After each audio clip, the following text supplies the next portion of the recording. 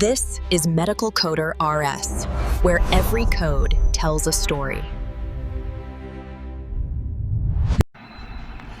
Hi guys, welcome to the Medical Coder RS. నిన్నటి వరకు మనం కన్వెన్షన్స్ గురించి తెలుసుకుందాము. ఈరోజు general coding guidelines. Okay, first science and symptoms. అసలు సైన్స్ అండ్ సిమ్టమ్స్ అంటే ఏంటి? సైన్స్ పేషెంట్ ఫీల్ అయ్యేవి ఏవైతే ప్రొవైడర్ చూడగానే కనిపెడతాడో లేదంటే చూసి అబ్జర్వ్ చేసి చెప్పగలుగుతాడో వాటిని సైన్స్ అంటాం. లైక్ ఫీవర్ కానీ, కఫ్ కానీ, కోల్డ్ కానీ, by seeing we can judge he has something. Symptoms means pain, patient మాత్రమే ఫీల్ అవుతాడు. By seeing we cannot observe that things like chest pain, headache. So this is the difference between signs and symptoms.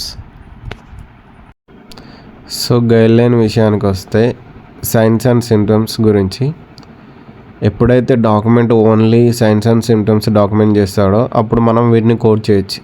In case definitive diagnosis document చేసినప్పుడు మనం only definitive diagnosis మాత్రమే code చేయాలి, science and symptoms code చేయొద్దు. ఎందుకంటే ఇవి internal process of that diagnosis. For example, patient admitted with fever. After workup, the provider confirmed that he has sepsis. So here we have to code only sepsis, not fever. This is a guideline.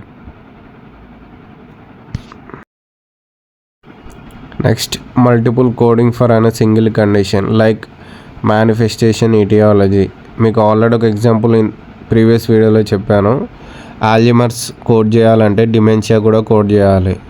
So ఇక్కడ Alzheimer's అనేది aetiology and dementia అనేది manifestation.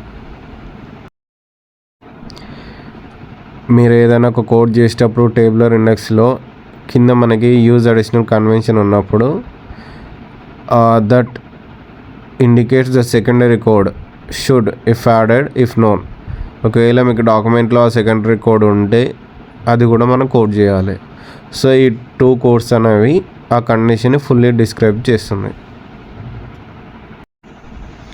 Next acute and chronic guideline. Patient came with acute condition and chronic condition. So అప్పుడు మనం అక్యూట్నే P dx ఇవ్వాలి. And next combination codes. ఎప్పుడైతే ఒక condition acute and chronic ఇచ్చినప్పుడు combo code ఉంటే కాంబినేషన్ కోడ్ ఇవ్వాలి. In case combo code లేకపోతే acute condition code ఇవ్వాలి, క్రోనిక్ కండిషన్ కోడ్ ఇవ్వాలి. ఇక్కడ మనం AK and chronic kidney disease తీసుకుందాం.